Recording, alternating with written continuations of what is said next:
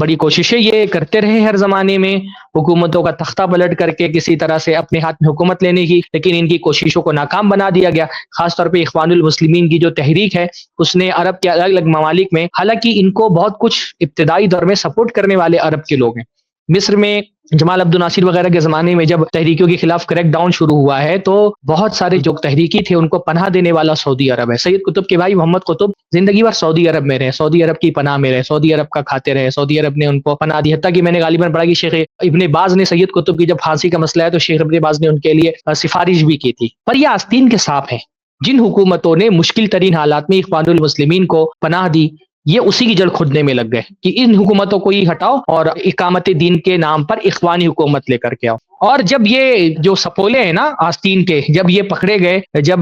ان کی ان سازشوں کا پردہ فاش ہوا اور پھر حکومتوں نے ان کے خلاف کارروائیاں شروع کی، تو یہ سارے عرب حکمران ان کے نزدیک کافر ہیں، مشرک طاغوت ہیں۔ یہ جو کافر مشرک طاغوت کہتے ہیں عرب حکمرانوں کو، یہ عقیدے کے اختلاف کی وجہ سے کہتے نہیں، ان کا اصل اختلاف ان حکمرانوں سے کیا ہے؟ سیاست کا اختلاف ہے۔ اور جو ایران کا رہبر اعظم ہو گیا خمینی، مارے جانے پر شہید، زندہ رہنے پر رہبر، ان سے اتنی محبت کیوں ہے؟ کیا ان کو عقیدے سے اختلاف نہیں ہے؟ عقیدے میں اختلاف، لیکن عقیدہ ان کے نزدیک اہم نہیں، ان کے نزدیک ہے سیاسی نظریہ، کیونکہ سیاسی نظریہ بہت اہم ہے، اور جس کو یہ اسلامی انقلاب کا نام دیتے ہیں، وہ خمینی اپنے طور پہ ایک انقلاب دے کر کے ان کی نظر میں اسلامی انقلاب ہے، اور ان کے نظر میں خمینی جو ہے وہ ایک